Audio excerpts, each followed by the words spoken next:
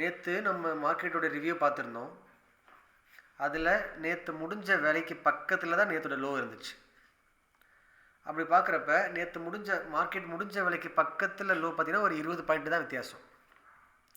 ஆனால் இதுவே நேற்று முடிஞ்ச வேலையிலேருந்து ஹைக்கு போகணும்னா 150 பாயிண்ட் ட்ராவல் பண்ணி போகணும்.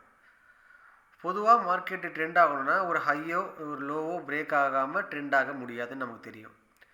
அப்போ நேற்று முடிஞ்ச வேலை இருக்குது, முடிஞ்ச வேலையிலேருந்து 20 பாயிண்ட் கீழே வந்து கட் ஆச்சுன்னா ட்ரெண்ட் ஆகிறது ஈஸியாக, இல்லை முடிஞ்ச வேலையிலேருந்து மேலே போய் 150 பாயிண்ட்டுக்கு மேலே போய் ட்ரெண்ட் ஆகிறது ஈஸியாக. அப்போ பக்கத்துலேயே இருக்கக்கூடிய லோவை கட் பண்ணுறது தான் ஈஸி அண்ட் அதுதான் கம்ஃபர்டபுளாக இருக்கும் ட்ரெண்ட் ஆகணும் அப்படின்னா.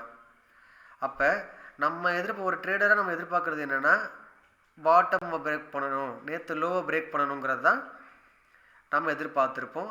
அது சொன்ன மாதிரியே பாட்டம் பிரேக் பண்ணிச்சு.